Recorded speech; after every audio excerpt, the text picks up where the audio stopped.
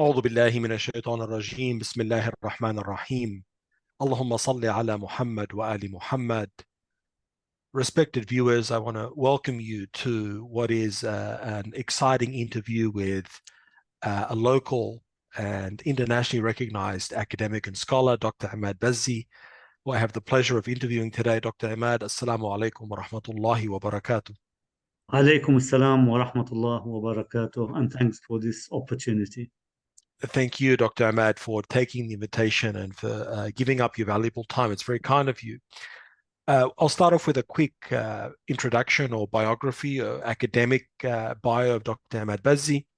Dr. Emad Bazzi received his secondary and tertiary education in Sydney, Australia, culminating in a PhD in studies in religion from Sydney University in 2003.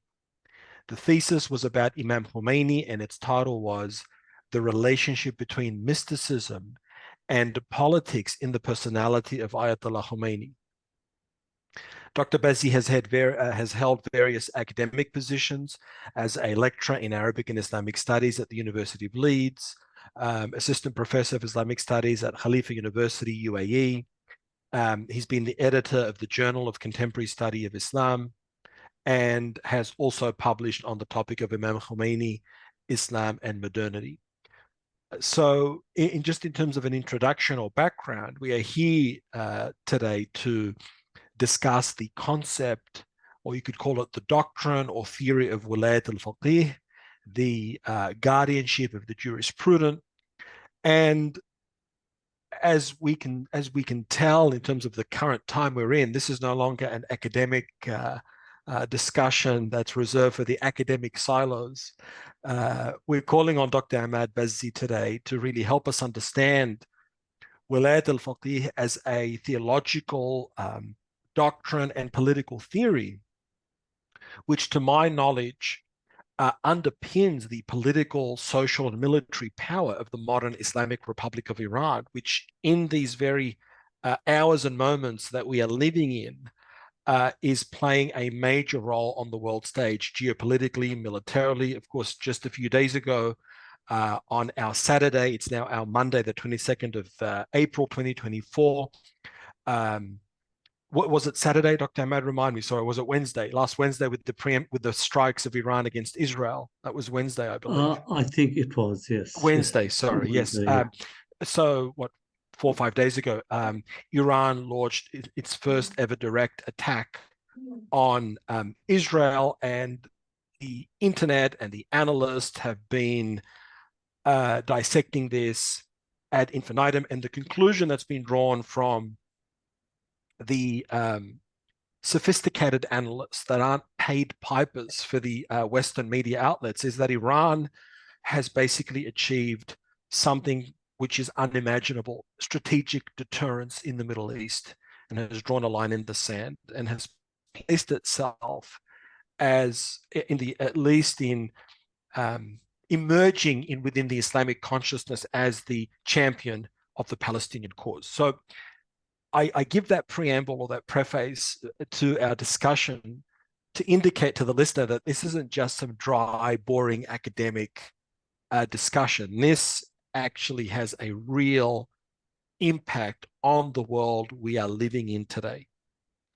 Dr. Emad, before we proceed with the structured interview, is there anything you would like to add to what I've said, or as your own preface before we go into the questions? No, really, you have covered it well. I think it's a good introduction, and you have touched on the central themes. Wonderful. So with that introduction, Dr. Emad, what is the meaning of Welayat al-Faqih in simple terms, in layman's terms? Please help us understand Welayat al-Faqih. Bismillah ar-Rahman ar-Rahim. In simple terms, Wilayat al-Faqih means the right of the jurist to rule. And this jurist, of course, has some conditions according to Imam Khomeini, which include knowledge, that he must be a faqih, a person who can deduce the law from the Quran and the Sunnah. He must be brave, courageous, knowledgeable about international relations, and about any plots that might be like exercised by the opponents of religion. So in simple terms, it means wilayah, the right to rule by the faqih.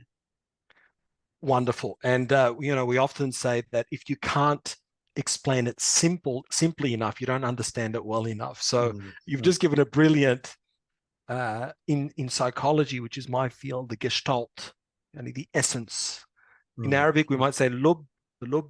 You've distilled it down. So what I take from that is that the Welayat al-Faqih, the jurist, has to possess certain qualities or attributes. I mean, the word that comes to my mind is certain virtues.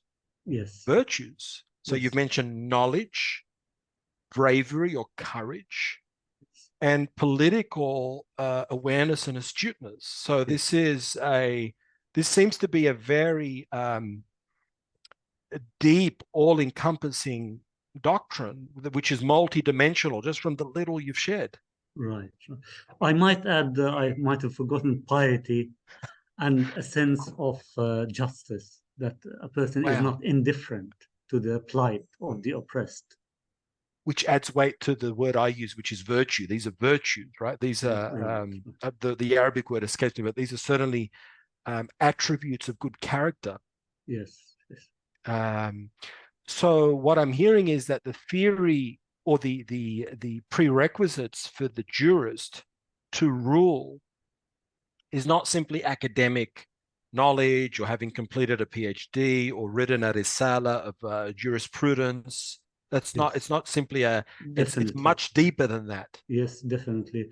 A person should have a sense of mission, that he has a project to implement, that he's in the issues of justice, oppression, he's not indifferent. He doesn't say that, what do I have to do with this? No, he has to have a mission, a project, and a program.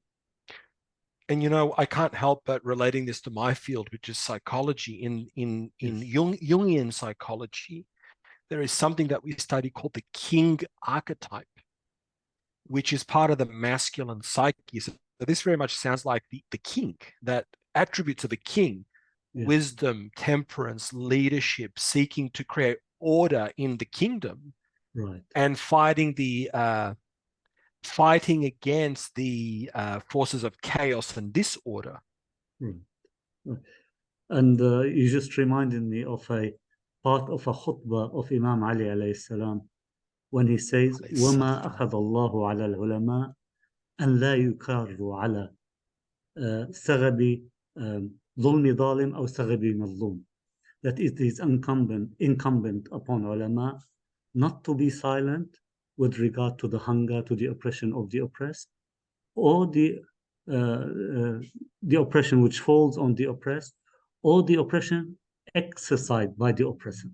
So this is the true definition of Imam Ali of a alim. وَمَا أَخَذَ اللَّهُ عَلَى الْعُلَمَاءِ. This is incumbent upon them. So the Imam there is telling us that the alim, the leader or the jurist, has to have an awake and alive conscience. Yes. Which is reflective of an awake and alive heart. That's right. Now, before we get into the structured questions, in my mind, and of course, this is the Aussie 12er YouTube channel, and I'm an Aussie 12er, a Muslim who is an Ithna Ashari like yourself, 12er Muslim, 12er Shia. These attributes you list of the jurists seem to be very close to the attributes of how we define an imam within our madhab, the infallibles. Is there a concordance there, or is there a parallel? Definitely that the jurist, as per the description of Imam Khomeini, he is close to that level. Not at that level, but very close to it.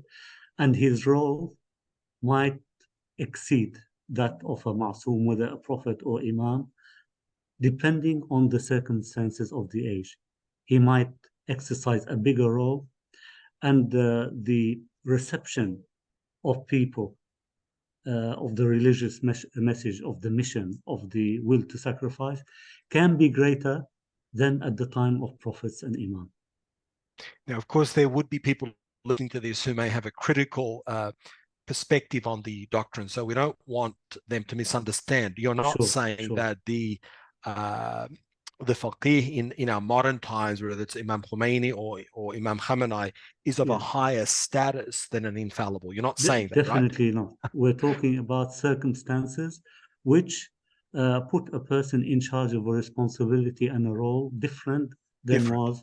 For instance, like the Banu Israel used to kill many prophets in their time, No. maybe daily. Yes. Obviously, these prophets at that time did not have the chance, did not have the historical circumstances to exercise their prophethood because they were murdered, they were killed.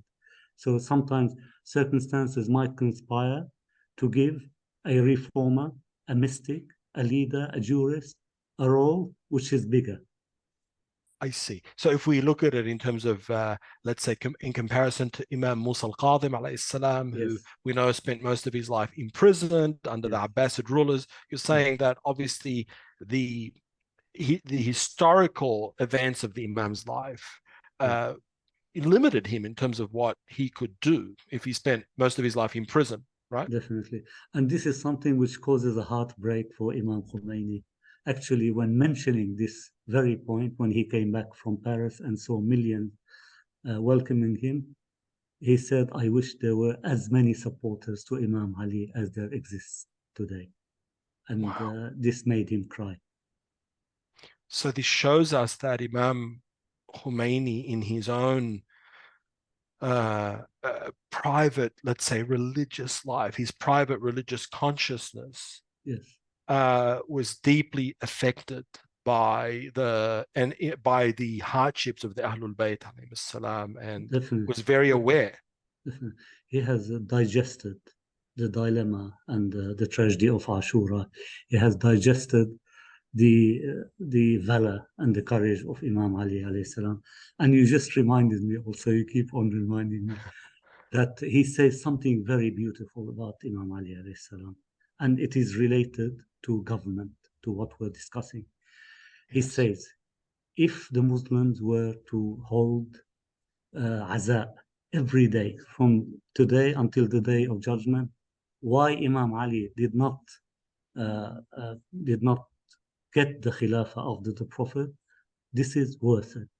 And if they were to make a festival every day because he assumed the Khilafah for 4 years, from now until the day of judgment, a festival every day, it's worth it because Imam Ali assumed the leadership of the Muslim community for 4 years. La ilaha illallah. That is so profound and touching, because I have read that Imam Khomeini said that the greater calamity, greater than Karbala, was and we have to be sensitive about the language, but really the taking of the right of Imam Ali, which in Yes, our school of thought was a usurpation. yes. And why is that the greater tragedy in the consciousness of Imam Khomeini, greater than Karbala, the Right. usurpation of the caliphate? Because he mentioned specifically that if Imam Ali, with due respect to other schools of thought, were to assume the leadership, he would continue the exact Islam of Rasulullah sallallahu alaihi wasallam. Allahumma The salli ala Rasulullah maybe did not have enough time to explicate, to bring out the treasures of Islamic wisdom, of Islamic justice. Of Imam Ali alayhi salam would continue this line and would further acquaint the people with the true message of Islam. Yeah, that is profound. And I guess what Imam Khomeini is touching upon there is also the lived experience of Imam Ali alayhi salam. As Yes, believers, when we have empathy for our imams, yes, we get a sense of I think in Arabic they say lawa, or that there was yes, a pain for the imam. That yes, in the Shakshakiyya sermon he mentions that this was the plundering of his inheritance, right, right, right? right. That his whole life he was set up to assume this role as the deputy, as the wasi, the wazir to Rasulullah sallallahu alaihi wa alihi. Yes, So what you're giving us here is a great depth to this man. So in your studies of Imam Khomeini, what have you personally and I guess this is the psychologist in me. What have you concluded as to this man's personality? Yes, How would you sum him up, having studied yes. him so deeply? Without any exaggeration, a miniature Imam Ali, a miniature Imam Ali in Allahumma knowledge, salli ala in Muhammad. zuhud, in courage. I mean, the courage of the resolve of this man, that you can imagine mountains like shaking and moving, and this person resolve. Uh, and this is something related deeply to Irfan, which is called eternal youth.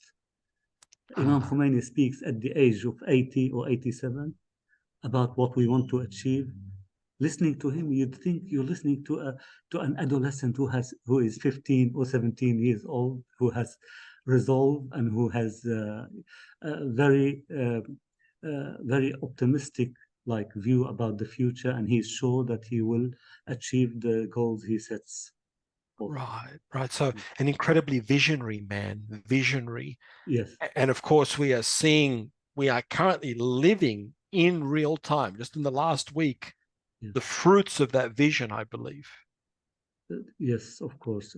What he has done, like we'll talk later, like this addresses one of the questions, is that he put forward Islam في عرض الحضارة القائمة. Ah, This is a bit difficult to explain in English, that there is an existing civilization. The premier civilization currently, since 500 years until now, is the Western civilization, which has spread its influence in politics, in administration, in technology, and it has ruled the world and controlled the world. There is an Islam which is truly that you have your freedom in exercising Islam within the broad guidelines which Western culture sets. The unique thing about Imam Khomeini is that he has preached an Islamic ideology which is fi ard, which challenges the existing order, and this is the problem of the West with Imam Khomeini. The Islam which is truly, whether Shia or Sunni, does not cause any concern to the hegemonic Western powers. We'll have chance to talk about this maybe and what's later the in the word you use, question. Dr. Ahmad? The Islam which is في عرض في fi'ar, عرض in opposition. in opposition, in breaking the hegemony, in Right, right. not So agreeing with the, Imam Khomeini represents a challenge yes, to the Western Anglo-imperialist paradigm. definitely, definitely, and this is the main contention with him. This is the main enmity to him. And I guess one of the threads that we want to also look at is how does that align with internal intra-Shia opposition to Imam Khomeini, and how do we see those things, that the internal opposition from within the Shia, and you don't have to answer this now, maybe you could, Yes. does that then line up uncomfortably with the opposition of the essentially the enemies of Islam, or is it just happenstance? It seems awfully complicated to my mind as a layman. Well, I really think it's not, with due respect, not that complicated.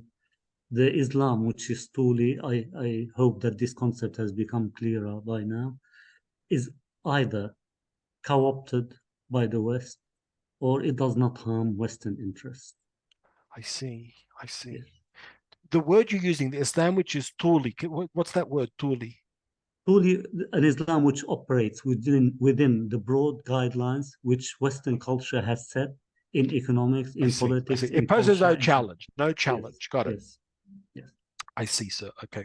So moving on from that, and that's a wonderful introduction that is very, very deep And for by the ulul way, albab. sorry to cut you. That I humbly say that this idea, I encapsulated it in the phrase that Imam Khomeini aimed to set up a new Islamic world order, a new Islamic world order. Just briefly, before the revolution in Iran, when the Muslims wanted to speak about their positions in politics, their positions with regard to morality, to culture, they used to adopt paradigms taken from either nationalist, socialist, or even communist paradigms, and these are susceptible to deconstruction, susceptible to be co-opted by the West. And this Islam, which is عرضي في عرض الحضارة القائمة, constitutes the setting up of a new Islamic world order, which has manifestation in culture, in politics, and even some very important philosophers like Michel Foucault, maybe the most important philosopher in the 20th century. He has he has put his eye on this very concept, and he said, what if the Palestinian-Israeli struggle is given this jihadi Islamic dimension? So this is part of the new Islamic world order. So, Imam Khomeini as a visionary, how did he see himself? And from what you've studied, did he see himself as having some sort of prophetic role or divine mission, that he's been chosen by God? Because some may accuse him of, was he a megalomaniac? Was this ego? Was it for him to, did he give himself this position? Definitely, this person has seen himself as a person who has a mission, definitely. And he talks about in his books, in his speeches, that a person who follows the mystical path, who cultivates the mystical path, reaches a position of Wilayah. We might have chance to dwell more on this. When he reaches this stage, he feels a certain responsibility to reform society. And this knowledge which he has gained, this nearness to God which he has gained, puts on his shoulders responsibilities to reform society, to stand against oppressors, and this is the birthplace of the Islamic Revolution. So, if I could translate in how I'm understanding it, is that the mission of Imam Khomeini is a function of his own internal, personal, spiritual evolution, that it reached a point where he became so aware, so his level of consciousness so profound and without any blindfolds, that he had no other, he had to, in a way, he felt compelled, is what you're saying, to act as the reformer. Yes, because according to Irfani scholarship, a person ultimately has the aim of being a reflection of the divine names and divine attributes. And the scholars in this field, they say that Imam Khomeini, rahimahullah, has a particular affinity with the name Al-Aziz. For instance, the exalted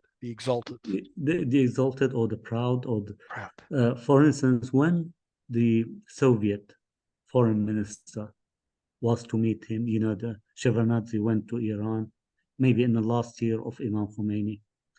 Imam Khomeini was sitting in the lounge room where he receives people. He went inside to his private room and then came back after Shevardnadze has arrived. And they asked him, the people who were around him, they asked him later that you were not busy. Why did you go inside? He said to them, I represent Islam. Islam does not wait for the people who are of kufr, of non-religion. So Shevardnadze comes, he waits a little, and I come. So this name of Al-Aziz was manifested in his personality. Yes. And it reminds me of Imam Ali alayhi salam, that he's like the Kaaba. The ultimate, yes. Right. Yes. Yu'ti wala yu'ta. Is that right? Or maybe I got that wrong way around. Yu'ta wala yu'ti. But people come to him. Yes, yu'ta wala yu'ti. No. Yeah, he doesn't go to them. No. Now, you've mentioned, and I know that we've got some structured questions to get to, but you mentioned some keywords. Mysticism, Irfan, philosophy, which in discourse amongst segments of the Shia community, let's say these words trigger an allergic reaction. A reflexive, no, we can't go there, that's not Islamic, or that's Is that part of the does that is that part of the opposition to Imam Khomeini and his thought, the fact that he was situated within mysticism or was interested in philosophy? Does that explain some of the internal Shia opposition to him? And if it does, how big of a chunk is that? Yeah. The internal Shia difference or opposition to Imam Khomeini are juristic, because many Maraji do not believe in Welayat al-Faqih. They don't think it has a valid justification from the Quran or Sunnah or even Hadith or even from jurisprudence. So this is one line of difference. Many Maraji also do not believe in the Sufi or Irfani path, and some use these politically. Some use these politically against him. I see. So they become like a weapon. They've weaponized them, is what you're saying. That's right. For instance, they mentioned, why does he like Ibn Arabi, and why does he follow his school or is influenced by his school? Imam Khomeini has a special view about Ibn Arabi, and he thinks that Ibn Arabi has one of the highest forms of Shi'ism that you can imagine. Right. Maybe undeclared Shiaism or incognito in disguise. Yes, that's right. Yeah. Okay, so how do we, Dr. Emad, situate the debate about Welayat al-Faqih within the discourse of Muslim political authority? Yes. The central questions in Muslim political thought is the following. Is political authority from the human being upwards, or is it from God downwards?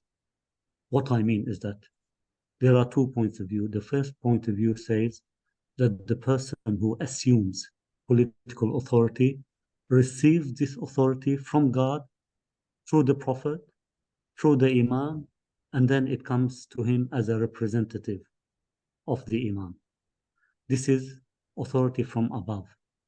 There is another point of view within Shia and Sunni political thought, which says that God gives the people directly the authority, according even to Shahid Sadr, al-Jama'a al-Insaniyya, the populace, the public, are the Khalifa of God. The Khalifa of God, you may be surprised to learn, is not necessarily the Prophet or the Imam or the Jurist. The Khalifa of God is the people.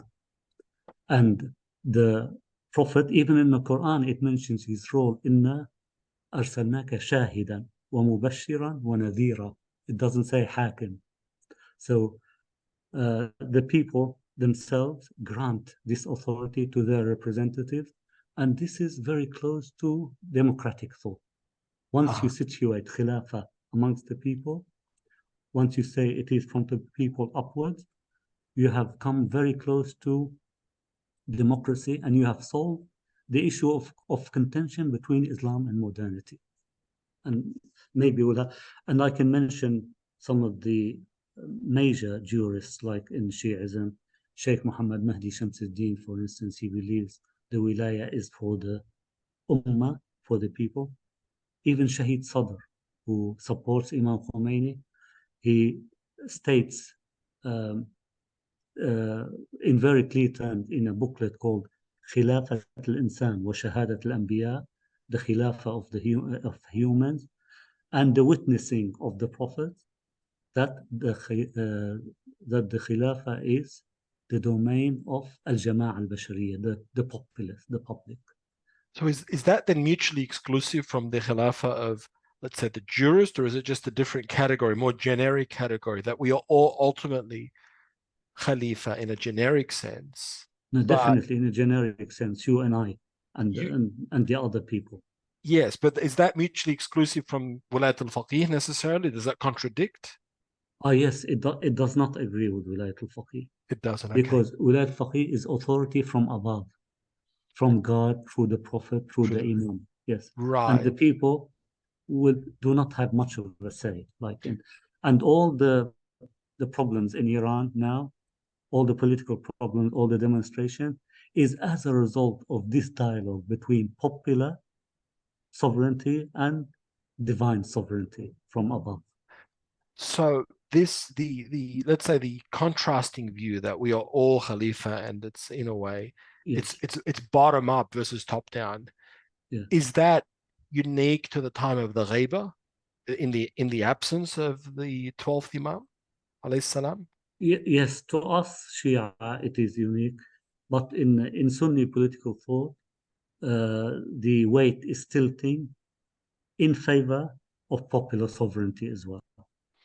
So how does that work practically in a Shia context? So in contrast to Welayat al-Faqih, which is the Islamic Republic of Iran model, how Yes, would that work practically? That we held an election, or yes, very, a marja puts himself forward? How does it practically work?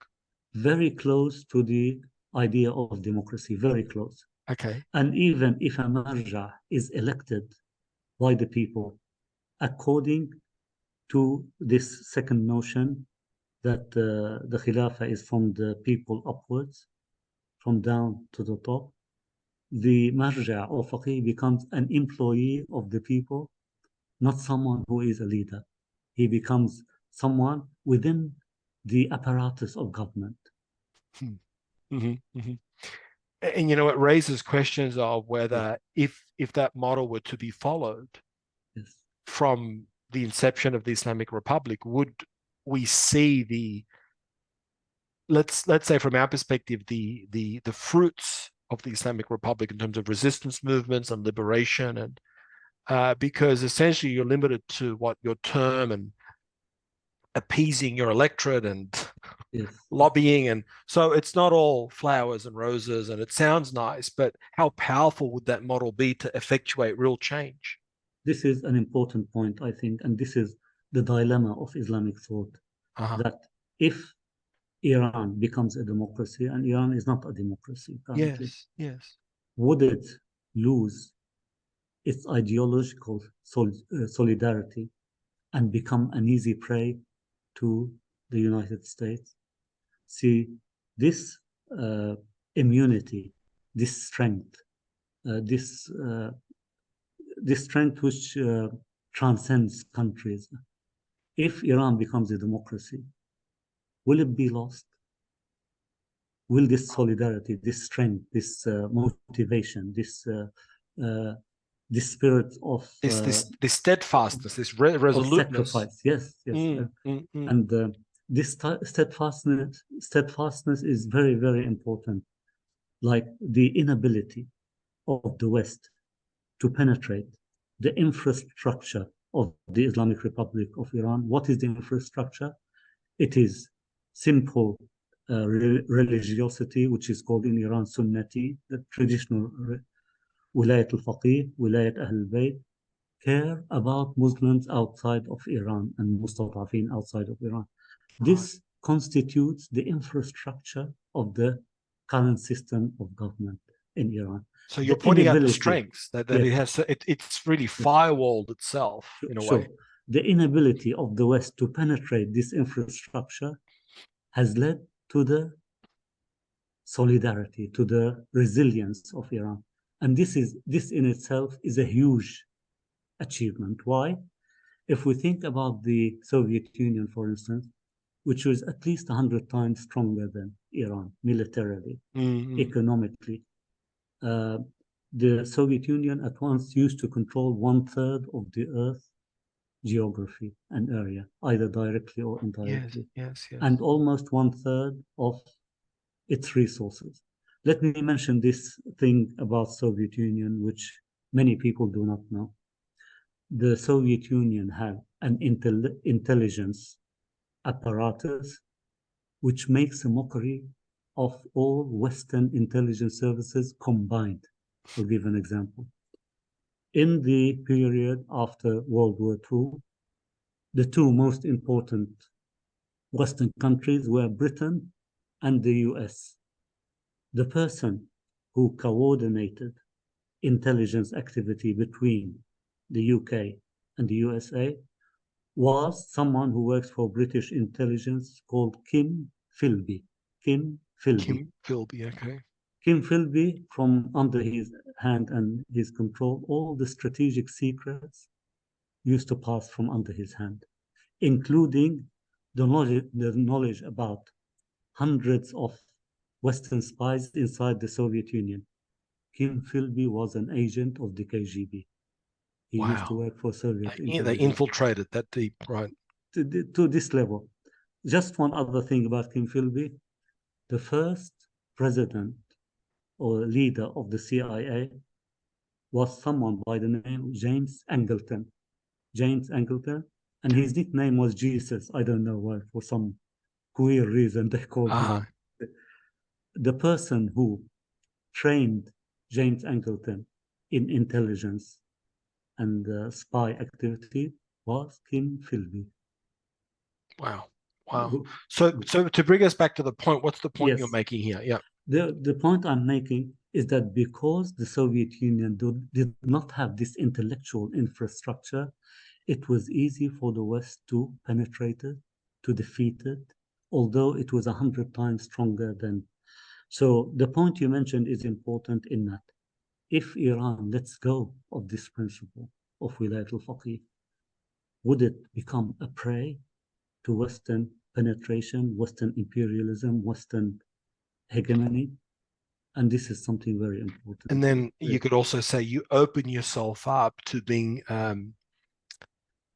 in terms of popular democracy, you're bound by the pedestrian everyday consciousness of the average citizen who isn't necessarily thinking visionary, is not thinking in a way even transpersonally, and has a transhistoric vision, which in the Shia world is the reappearance of the 12th Imam alayhi salam. So I'm guessing that if you just make it sort of popular democracy and you've got some sort of an election cycle, the government's about spending and infrastructure and keeping people happy and an election cycle and lobbyists. Okay, so this alternate model, which is like bottom up, which is more akin to democracy, if you were to give us a ballpark figure, what proportion of Shia scholars, jurists, maraja would go with that model in contrast and distinction to Welayat al-Faqih? Give us a ballpark figure.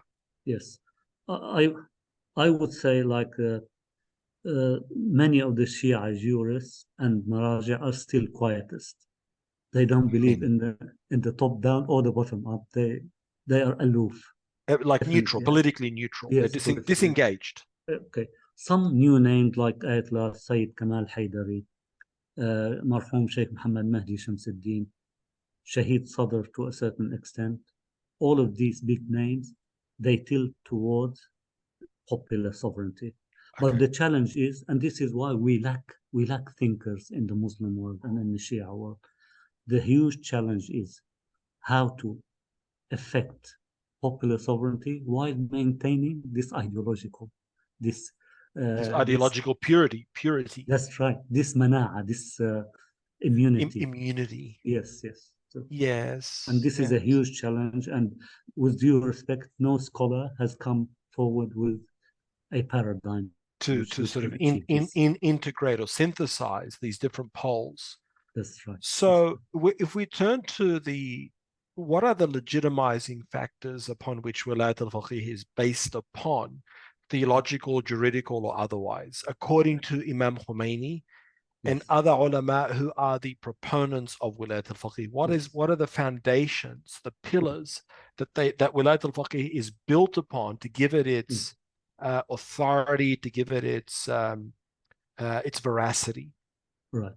So I will mention briefly 3 lines of argumentation in favor of Welayat al-Faqih, as given by Imam Khomeini and those who share his vision. The ayah in the Quran, which is marshaled normally to support Welayat al-Faqih, is the following. Bismillah ar-Rahman ar-Rahim.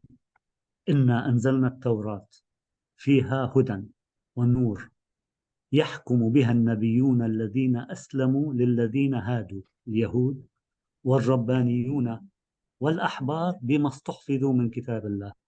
I want the dear viewers to concentrate on this segment of the ayah. And give us the reference. Which number ayah? No, Al-Ma'idah 43. 543. Okay. That's 43. 543. Chapter 5, verse 43. Now. Yes. So والربانيون والأحبار بما استحفظوا من كتاب الله. This is what they use as proof, meaning the people of knowledge, people of piety, بما استحفظوا من كتاب الله, meaning this puts a certain responsibility upon them, that because they are pious, they are knowledgeable about the sacred text, so they يحكم. So يحكم can be about qada, can be about truth. This is inconclusive, by the way. The meaning of the ayah, it might hint at Welayat al-Faqih, but it's to be like objective. It's not without dispute. It's not explicit. It's not an explicit reference. Yeah. Okay. The ahadith, for instance, علماء أمتي كسائر الأنبياء قبلي. Hadith عن الرسول صلى الله عليه وسلم. So the ulama of my ummah are the same as the prophets before me. Some ahadith from the Imam, مجاري الأمور والأحكام على أيدي العلماء. يعني God implements the ordinances of religion through the ulama. There is another very well-known hadith which legitimizes مرجعية, not ولاية الفقيه, which says أما الحوادث الواقعة فارجعوا بها إلى رواة أحاديثنا. As for the new happenings, new issues, you can return to the people who narrate our traditions, يعني العلماء. Yes. And there's something very important here about modernity. The biggest حوادث واقعة is this modernity which started 500 years ago and branched out into politics and economics and administration. And the ulama and the maraja, with due respect, they ignore it completely or they don't know anything about it. And they call this منطقة الفراغ. That we have our fiqh and our theology. The new things are just the void, the absence, which we need to direct some attention to. But this voidness has become life itself. This faragh which they talk about has become life. Yani the life we live in is made by modernity in politics, in administration, in science and technology. If we look at it as the element of faragh, that means we take a ride away from life. You know, well, in a way, we're irrelevant. We're not relevant. Definitely. So it brings a point here, and this is and this, of course, does not. And we're going to come back to the factors. So just bookmark where you're at, Doctor. Yes. The third. Shall I talk about the third? Well, I just wanted to quickly add one point, just to annotate it, and then please bookmark where you're at. Yes. Is that, and this does not prove Welayat al-Faqih doctrinally or theologically, which is what you're talking about now. But if we say in science and in psychology, there's a term called ecological validity. Yes. And that's the perspective that, okay, something may not be proven theoretically or juridically or axiomatically, but it's proven practically. It's ecologically valid because for all intents and purposes, it's practically true. Right. So if we look at what Iran has achieved just this week on the world stage in our hyper-technical world of AI, and it is literally the key player in this whole geopolitical chess game. It is in pole position. Right. To my mind, that gives ecological validity to Welayat al-Faqih. I mean, that is, for me as a layman, very practical proof of there's something here. Does that make sense, Doctor?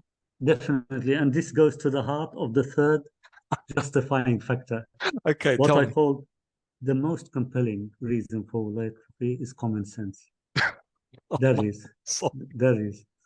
Can we wait for Imam Mahdi and stop everything until his reappearance, which could be 10,000 years after? Nobody knows. Nobody knows. Okay, how do we implement Islamic ordinances if we do not have an apparatus, a government apparatus?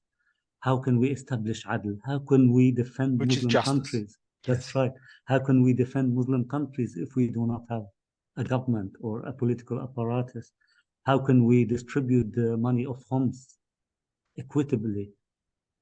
Because there are billions and billions, you know what I mean? And Imam Khomeini thinks that khums is designed to to run a state, like not just give the poor or It's like a form of taxation, modern day tax, right? that's right. So in my Yes. opinion and yours, I think common sense itself is one of the biggest proofs for the validity of Welayat al-Faqih. So on that point, if common sense says obviously we need a on the ground mechanism to for Islam and the Islam according especially to the school of Ahlul Bayt alayhim salam to manifest on the ground, yes, then the political quietists, do they, in their mind, does Imam Mahdi alayhi salam appear by divine fiat and like a magician magically order the world, or how do they look? Because I guess from the Welayat al-Faqih perspective, the ground has to be set for the Imam to come. He's going to come, alayhi salam, and there's going to be work to be done. He's not going to arrive in a vacuum with a magic wand. And so how do the quietists see it? What's the mechanism when he reappears? Well, the quietists simply do not like give the people or Islamic movements any role in expediting the reappearance of Imam Mahdi. It's just a matter of waiting and lethargy and So it's a very passive definitely approach. And the quietists obviously oppose Welayat al-Faqih. Who else opposes it? It's not just the quietists. So who are the other factions within Shiaism? The other factions who believe in like Islam should rule an Islamic polity, but they advocate more this more popular. Yeah. So the more bottom up, are they advocating for like resistance movements, fighting oppression?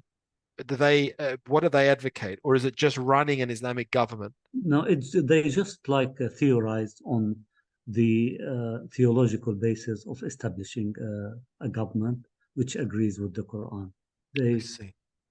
So, for instance, like for someone who like Shahid al-Sadr, he totally supports Welayat al-Faqih, although he has his own opinion, and he has a very famous saying about Imam Khomeini, which some listeners may or might not know about. He says about Imam Khomeini, Wallah, he swears, إذا أمرني السيد الخميني أن أكون مبلغا صغيرا في قرية نائية من قرى إيران لاستجبت أو لفعلت. لا إله إلا الله. So this person has dissolved in Islam, and he calls for people to dissolve Imam Khomeini to the extent that Imam Khomeini has dissolved in Islam. So really what you're saying is Imam Sayyid Baqir al-Sadr, the arguably the preeminent Shia philosophers of the 20th century and of our time, said that if Imam Khomeini commanded him to be just a humble preacher in some village in Iran, in rural Iran, he would say labbaik, yes sir. Yes. This is the extent that this person, how sincere this Shahid Sadr rahimahullah was. Although, as you mentioned, in philosophy, in intellectual pursuits, of course, he's like Imam Khomeini is not the same level as Shahid Sadr, like in pure philosophy, in intellectualism, although Imam Khomeini is a leader and a mystic and a jurist.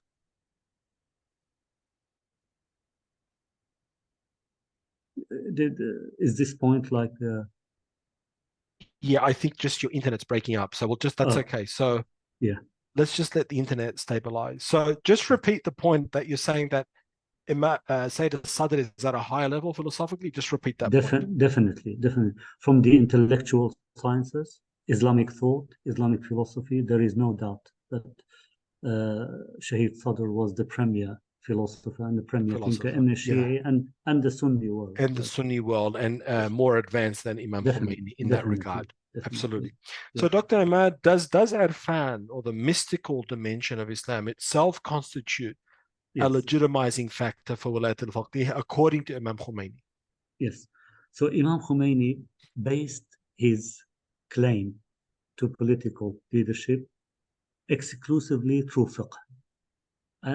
On the basis through jurisprudence. Jurisprudence, on the basis of him being one of the representatives of Imam who fulfills the conditions that we spoke about. Okay, But yes. nevertheless, he gave hints that the person who assumes such a role, al-Wali al-Faqih, has to have taken the journey, a mystical journey.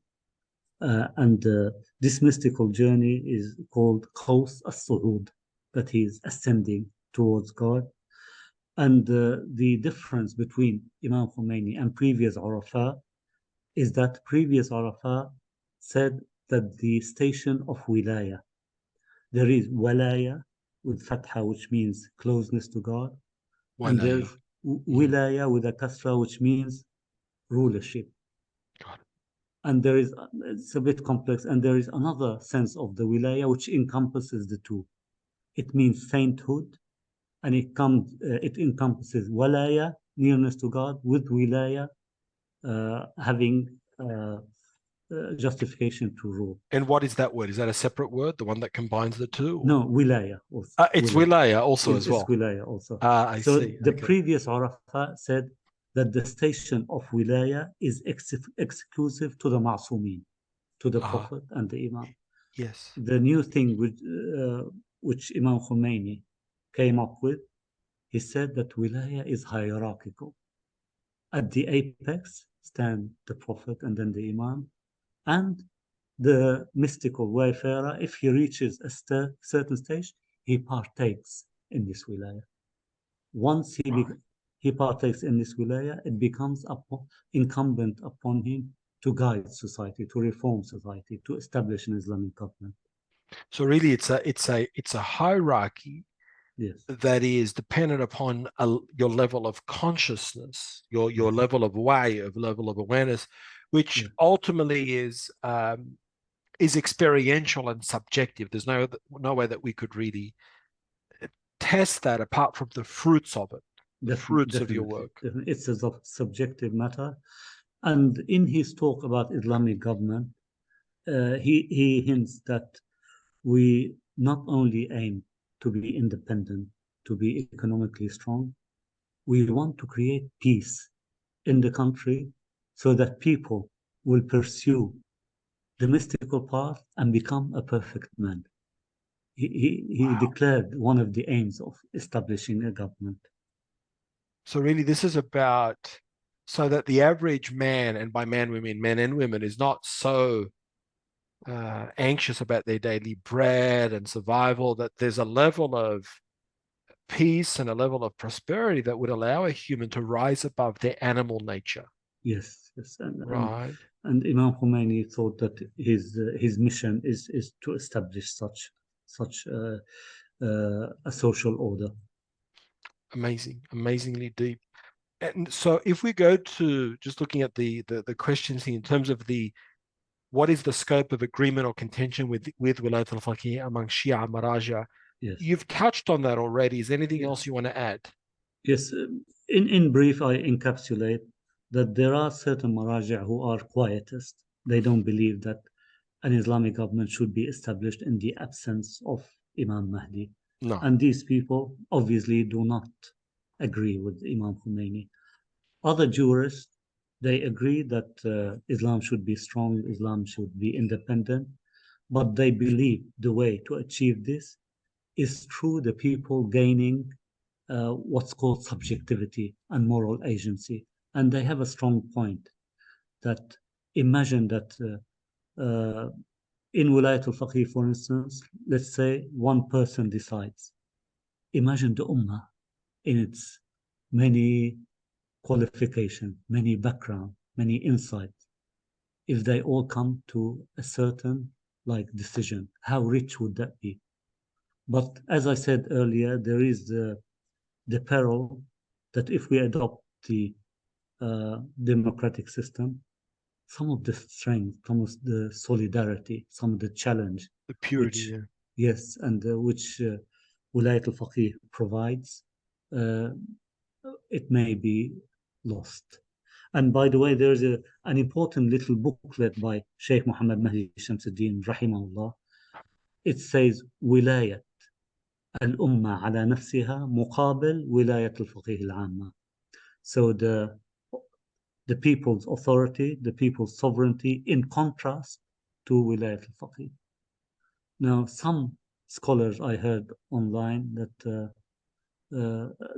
heard that this thesis by Sheikh Muhammad Mahdi Shamsuddin was instigated by personal issues, Hezbollah in Lebanon as one of the fruits of Wilayat al-Faqih, and you can surmise the point that Got it. yeah, There's a personal point there, but yes, in that book, Sheikh Shamsuddin is critical of Welayat al-Faqih. Is it like a yeah, definitely. He says that the true Islamic polity is Wilayat al-Ummah ala nafsiha. على نفسها? I And see. I see. to be fair, that this is worth investigating and worth, because he validates it from jurisprudence point of And view. is that book available as a translation or just in Arabic? No, just in Arabic. And it's a very difficult book to understand because in purely juristic I see. terms. Yes. Well, I can recommend Sheikh Muhammad Shamsuddin's book, Hussein's Revolution. It's excellently written and translated. Right. So tell us about the difference between the general Welayat al-Faqih and absolute Welayat al-Faqih according to Imam Khomeini, and what are the implications of absolute Welayat al-Faqih? Okay. The general Wilayat al-Faqih is that a faqih should rule within the confines and the ordinances of halal and haram. And this is the general. The absolute wilayah is something quite different. And it came to the fore through an anecdote. Ayatollah Khamenei was giving the Jum'ah khutbah, and he said in the khutbah that Wilayat al-Faqih operates within the confines of halal and haram. It cannot overstep. Imam Khomeini responded to him. After praising Ayatollah Khamenei, he said something amazing. He said, "You don't seem to understand the full dimension of Wilayat al-Faqih. I say openly, if the interest of the Islamic government decides that we should stop Hajj, we can stop Hajj. If the vital interest of the Islamic State requires that we destroy some mosques, we should destroy some mosques." Many things, he said that because why? Because الحكومة هي فرع من الولاية المطلقة للنبي الأكرم. Why can we do this? Because the Hukuma, the Islamic government, is a sub-branch of the ultimate wilayah of the Prophet. And he's touching on Irfan as well. But the latter is the absolute. What's the link? What's the link to Irfan there? Can you flesh that out? The link to Irfan, when Imam Khomeini is talking about al-wilaya al-mutlaqa to the Prophet, al-wilaya Absolute Wilayah. Yes. It means his place in the system of being. Like there is a belief amongst Arafat that the Prophet existed before humanity. I think the term is ontological status. Yes. And you reminded me, Ibn Arabi says something amazing about Imam Ali alayhi salam. He says, كان مع النبي محمد جهرا ومع الأنبياء سرا. This is an amazing, and this is, I think, why Imam Khomeini believed that this person has an important status in Wilayah and in love of Ahlul Bayt and recognition of their status. Yes. And there is a caveat about this absolute Wilayah of the Faqih, in that it might unwittingly open a window for secularism. How so? When Imam Khomeini says that the vital interests of the state may supersede override the ahkam of Islam, slowly it becomes like the interest of the state, what is called the raison d'etat. And this opens the scope slowly, unwittingly, to secularism. And something akin to a certain extent happened with Martin Luther, the Christian priest who initiated Protestantism. Right.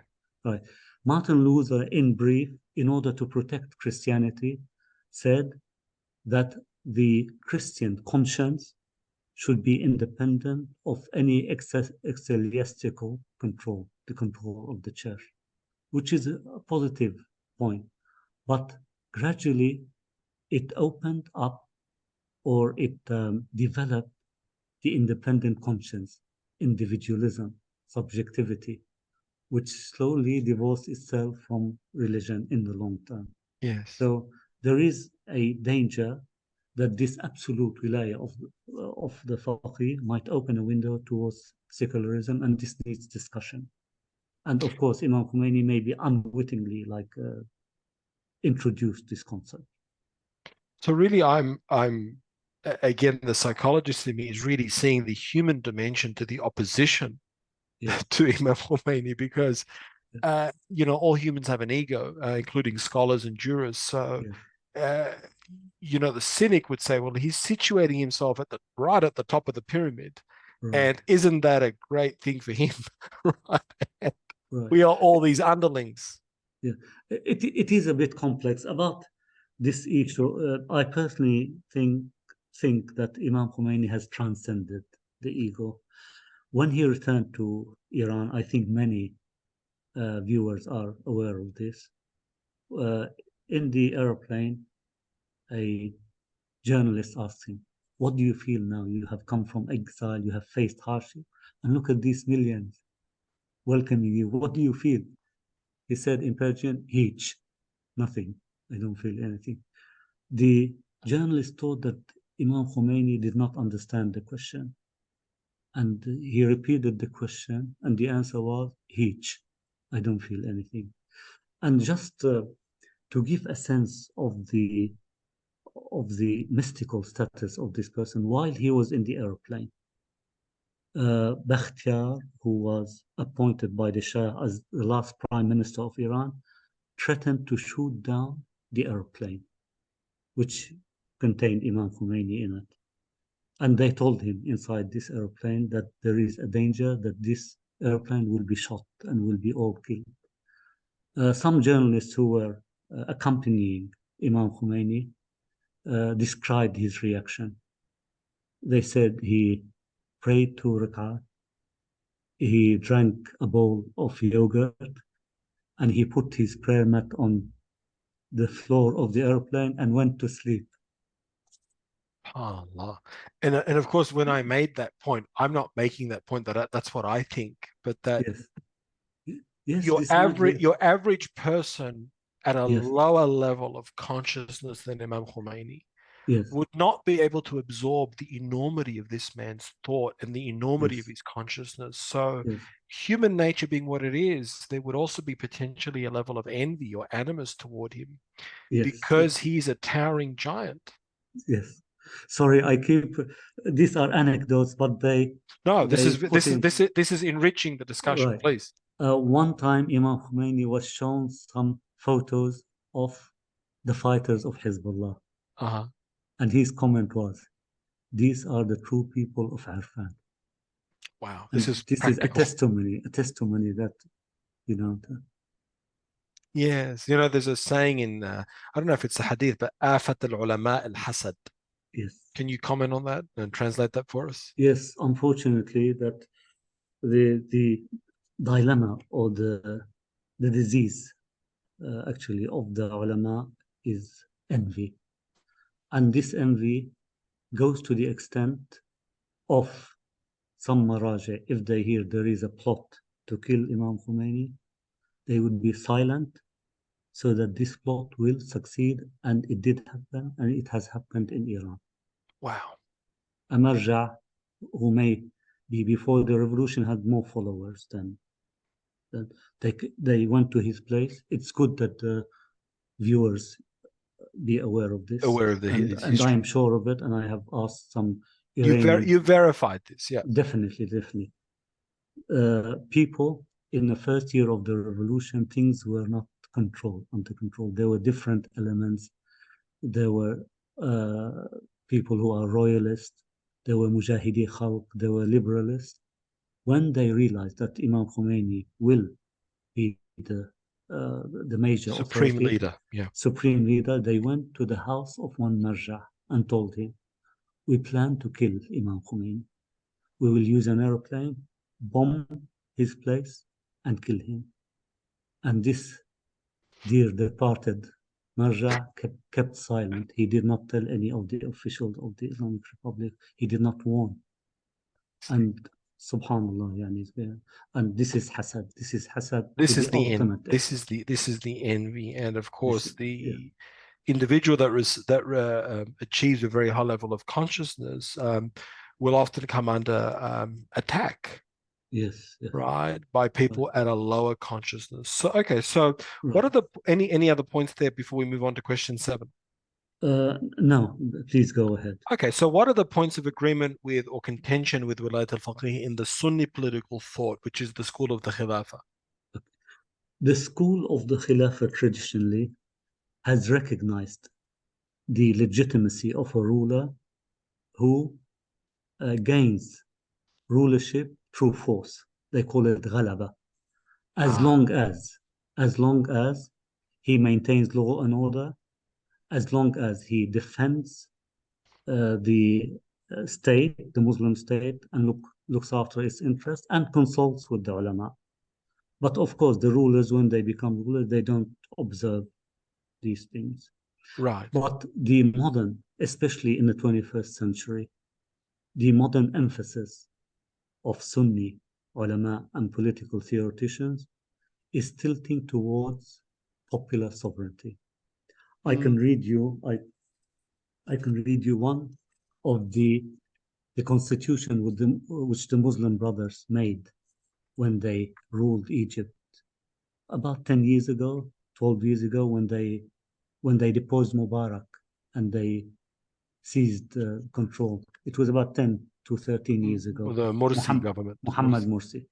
Okay, look what the constitution says of the Muslim brothers.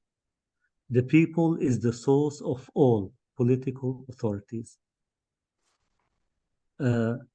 Authorities are established by, derive their legitimacy from, and are subject to the will of the people.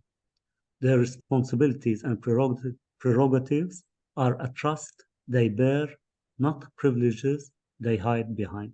And there are many, many other, but the most important theoretician of popular legitimacy, popular sovereignty in the Islamic Sunni political thought currently is Rashid al-Ghannouchi. Okay. And Rashid al-Ghannouchi, interestingly, says that even at the time of the Prophet ﷺ, some kind of secularism existed, secularism in terms of political secularism, separating the state from religion. He says that when the Prophet used to speak, he would make it very clear whether what he's saying was wahi or his own opinion. In matters of tadbir, how to run society, how to prepare for wars, he treated himself like any other Muslim. He used to seek advice, and most importantly, he used to repudiate his own opinion if he sees that the other opinion is more conducive to the popular interest. Okay. And this is a very important point about which he might be right. The Prophet used to distinguish between wahi, and when he said this is wahi, the Muslims would agree without any questioning or opposition. But in matters of running society, of running politics, he used to consult, to listen, and to let go of his own opinion in favor of something which has more consensus, which is more conducive to the general interest. And that view that you're giving, is that also shared within the Shia conception of Rasulullah sallallahu alaihi wasallam, or is that a Sunni perspective? Yes, no, it is shared It's by shared. many Shiite thinkers and jurists. I Yes. see. Okay, so what is the relationship between Welayat al-Faqih and ideology? Okay, let me just give a brief definition of ideology. Yes. Ideology is simply a system of thought which is applied to society and politics. This ideology can be secularist, like the communist ideology, Yes. and it can be Islamic or religious. The most important point about ideology is that it is situational, in that it has a magical effect in exceptional circumstances, at times of war, at times of revolution, It has a magic effect. Magical. And what Imam Khomeini has achieved in terms of ideology in the 10 years which he ruled Iran until his departure should be considered as the paradise of ideology. How Wow. so? Mm. How was this person able to open the consciousness of millions of Iranians to unprecedented levels of sacrifice and shedding of blood? This may have not happened in human history, even at the time of prophets. This is why we distinguish between the status.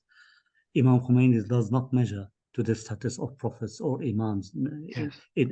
but the role he has played might exceed. The Okay. impact. Yes, the impact. Okay, so he opened the consciousness of the Iranian people to unprecedented levels of sacrifice and giving blood for the cause of Islam. He made a shortcut to the heaven. He made the earth closer to the heaven. There is this term in Arabic, I don't know how to translate it, barzakh al-sha'b al-Irani.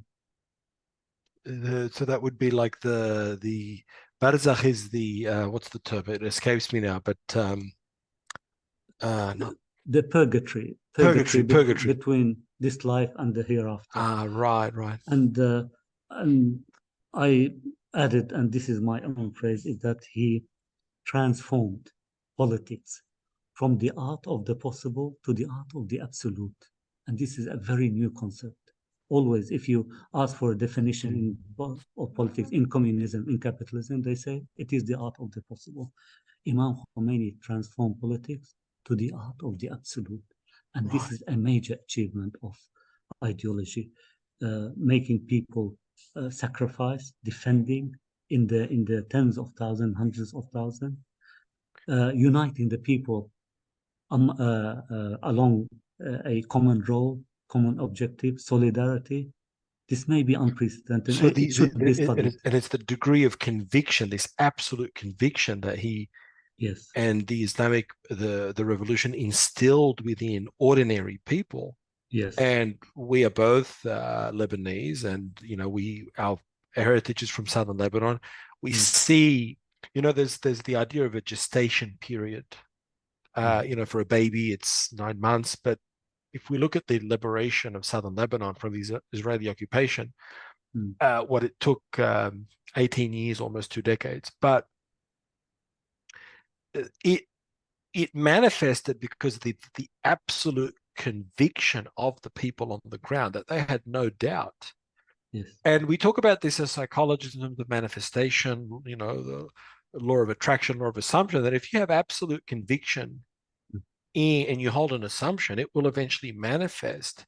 If you let go of the timeline, what's called the arc of manifestation, if you hold onto the conviction, it will happen. Right. So what I'm hearing is he gave people that conviction that is unparalleled in our modern times. Yes. It's unshakable.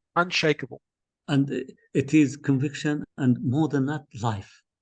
There is a concept, a very fascinating concept in the Quran.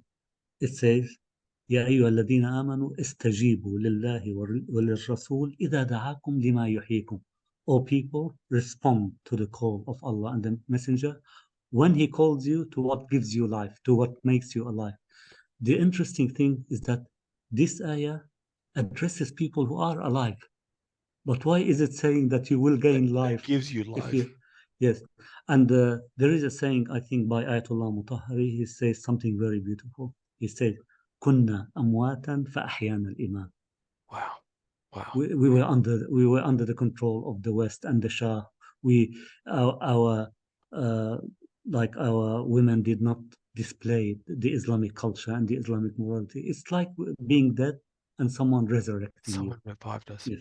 So just on that point, how do you situate, and we'll wrap up the final questions, Okay, sorry, one thing I missed about ideology, yes. There is a consensus that when the country or the people transcend this situational, this emergency situation like war or revolution, the role of ideology finishes. If society is governed by ideology, when it becomes stable, ideology might have an opposite effect, a contrary effect. And this is something which needs a lot of Becomes like discussion. dogmatic, becomes Yes, turned into a yes, dogma. and and okay, like we sacrificed at the time of war, we at the time of revolution. Now we want to taste the fruits of stability, of economic prosperity, of other things. And of course, the Iranians would argue that they've been thwarted in every attempt to do that by Yes, the collective West, who has basically wanted to strangle them, starve them, destroy them. Right? That's yes, not that's not hyperbole. I mean, they haven't had an easy time. yeah, yeah, yes. Many of them think this, but some of them also think that a new conception of politics should be put forward, which combines between Islam and popular sovereignty. Mm-hmm. Yes, Yeah, and you can see and I'm not here defending, but you could see the reticence to adopt yes, that at this critical stage after holding on yes, for so long, yes, yes, because of the possibility of it being infiltrated. And I yes, guess also the psychologist in me, that when we become very insular and all these forces are against us, we do yes, become more perhaps maybe we become more vigilant to threat. right, Right? right, It's not easy to trust people when the whole world has been against you, trying to right. sabotage you. But also, like, this is a dangerous time. Like, if, Yes. la samahallah, these eruptions continue in Iran, uh, historically, like in the future, things are bound to explode. And people, the ulama, especially the thinkers, should find this paradigm which combines between Islamic strength, solidarity, and the freedom of people as expressed by popular sovereignty. This is a huge challenge. It is no less an accord between Islam and modernity. And this is something like which all Muslim thinkers and intellectuals should. This is the idea. This is the challenge of the age for Muslims. And are you saying, Dr. Ahmad, that challenge wasn't really there at the time of Imam Khomeini because it was revolution and struggle? It wasn't really Yes, relevant? yes, definitely, definitely. Okay. Okay. Yeah. So how does that challenge now manifest? Are you talking about the lack of economic prosperity? Are you talking about religious regulations, or what are the problems that are faced there? Yes. So twofold. The thing that you mentioned as a result of the enmity of the West, the embargo, the crippling embargo of Yes, the West, yes, yes. and people not having a role in deciding their own fate. People not having a role in deciding on critical issues facing the country, and Right. simply they want to exercise the popular sovereignty.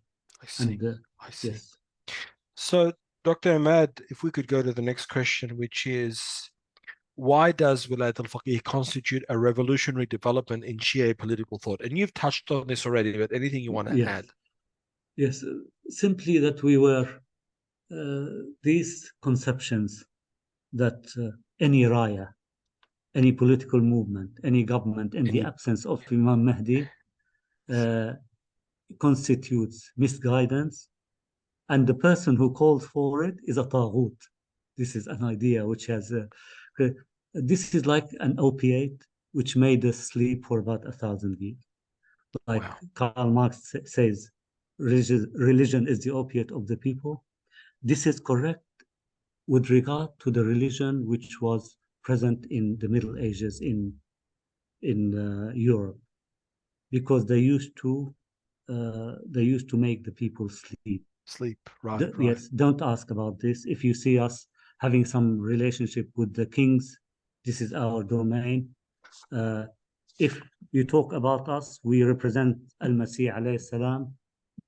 Allah biyurrubkum, like So the clergy became a ruling class. So they became yeah.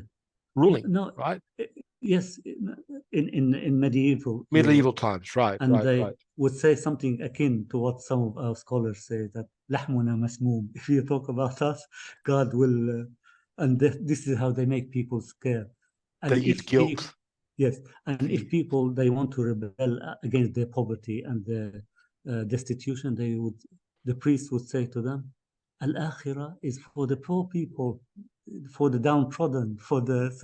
So unfortunately, this idea made the Shia world sleep for about 1,000 years. There were exceptions, like they participated in some revolution in Iraq, Thawrat al-Ashrin in 1920s, but on the whole, Shiism became quietist, dead, waiting for the reappearance of the Imam. And this is the biggest accomplishment of Imam Khomeini, is that he brought us back to international relations, to power, to Yes, which raises a point again. It's the psychologist in me. This is, I mean, your personal opinion. This is, I mean, there's no yes, way to prove this, but the yes. people that are still staunchly opposed to the Islamic Republic, in Mm. spite of its obvious achievements, I mean, how do they square that? Are they just ideological purists? Are they hanging on? And how relevant are they practically in the Shia world today? What is their practical relevance? It's really a difficult question to answer. It needs some research about the Yeah, level of support for these yeah. quietist. But I really think a question mark should be put with regard to sincerity. Like at our level, me and you and other Muslims and simple Shiites, we feel it in ourselves that when we become more sincere, we want to sacrifice more, we want to support Palestine more, we want to stand against the hegemony of the West more. Yes. So these people do not have these feelings, do not have this orientation. What conclusion can you come to? SubhanAllah. Well, we'll leave that to the viewer. Yes, So, what is the impact of modernity, rationalism, moral agency, democratization on the future of Welayat al-Faqih? right. But by modernity, as you mentioned, we mean this the empowerment of the subject, the empowerment of the human being in terms of thinking, the critical faculty, and acting upon the world. This is the spirit of the one world. This is what made Europe strong and the dominant culture in the whole world. For instance, some of the discussions of the priests in medieval Europe was how many angels can stand on the tip of a pin. Uh-huh. This is some of the theological. And they used to quieten the people for their own interest. Do not think, do not object, Uh-huh. do not criticize. And this kept the people in slumber. And we have some parallels in our own society. Yes, yes. So modern human being is in pursuit of agency, of moral agency and empowerment and acting upon the world. And these pose challenges to the Wilayat al-Faqih because obviously a Wilayat al-Faqih is not a participatory system. Ultimately, the decisive policies are in the hand of one person. He might Right. consult, yes, but the uh, the modern uh, mentality, if you like, and this is because of Western, the impact of Western culture, but it also has its roots in the Quran itself. The Quran itself calls for empowerment. How so? Because this is an important topic. I summarize. As I said earlier, the Quran considers the human being as the Khalifa of God, the human being. The second thing which gives empowerment to the people is the end of prophethood. This is a major cataclysmic event which has not been researched enough. Why did God end prophethood? Me and you would think rightly that God has realized in his ultimate wisdom that this person has achieved, the human being has achieved a level of wisdom, Wisdom. a level of independence of thought. He does not need anymore to be taken by the hand. He can he can plunge into free thought and free Uh-huh. venture. Uh-huh. Uh-huh. Uh-huh. And Muhammad Iqbal points to this Yes, issue. yes, yes, yes. Thirdly, the Quran supports the inductive method, not the deductive method. Briefly, induction is when you look at nature, you study it, you compare, and you come up with a conclusion. This is the inductive. The Inductive. deductive is you put a certain idea in your mind and try to find some proof for it in nature, in reality. What's amazing about the Quran is that it endorses the inductive. Don't put an idea in your mind, go to nature. Study, compare day and night. Study. Yes. Gain And insight. this is Gain insight. gain insight and then compare and then come to a conclusion. And this was the nucleus of the scientific method which Europe has borrowed, and it contributed to this amazing civilization, amazing power. Why it did so, it's another question. Why didn't we benefit from this scientific methodology which leads to empowerment, to progress, and why the West did? It's a different So topic. really what you're touching on there, Dr. Emad, is the importance of developing a subjective consciousness within the individual. And we see that in the West. In the West, people, will read books and listen to podcasts and develop their own individual consciousness, whereas perhaps in Islamic countries, the local imam will speak for you. Maybe you hear a khutbah once a week, and that's the extent of your intellectual life. Yes, that's right. And the amazing thing about this subjectivity from an Islamic point of view is that when the West achieved its own subjectivity and became the dominant power in the world, this was accompanied by imperialism, by colonialism, by subjugating and stealing the wealth of humanity. Right. The amazing thing about Islam is that within a Quranic framework, subjectivity can grow while averting these negative issues. And it's an amazing concept. Yes, it can grow in a way to create virtue and goodness rather than deprivation and oppression. That's right. And these things pose challenges to Welayat al-Faqih. Yes. These ideas, these notions. Yes, and it sounds like they pose challenges, perhaps not in an absolute sense, but because there hasn't been any deep thinking about how to harmonize these things. That's right. As an intellectual project. Yes, and let me make it. There's multiple PhDs still to be written. Right. There is a saying attributed. I can say only attributed because I'm not sure, but I don't feel that the attribution is wrong, to Ahmad Jannati. Ahmad Jannati is the head of the Assembly of Experts. He says something. What, in Iran? In Iran. Okay. He's a faqih, Faqih, and he's the president of the Assembly of Experts in Iran, which appoints the leader. There is a saying attributed to him, which forms a dagger in the heart of Islamic subjectivity and Islamic maturity. He says, we view the people as minors and orphans. Imagine. Wow. That's very patronizing. Yes, and congruent to that, you hear the word awam. Just common folk. Yes, the Dr. Abed, even if he becomes a professor of psychology, or Imad, if he becomes a professor of the humanities, we are still awam, and they are the khawas, and they have the right to decide. So there's an elitism. Yes, we are orphans. They take us by the hand and they tap our shoulders. Right. And is that congruent with the ethos of Imam Khomeini? Imam Khomeini believes in the development, to be fair, development of the human being. I quoted earlier. So he doesn't take a patronizing view, such a patronizing view. No, because if he says that the farmer can be a perfect man, the factory worker can be a perfect man, this is a huge impetus for subjectivity, Islamic subjectivity. But some people of the older mode, they think in terms of awam, khawas, we are in charge, we are in control, we are. Got it.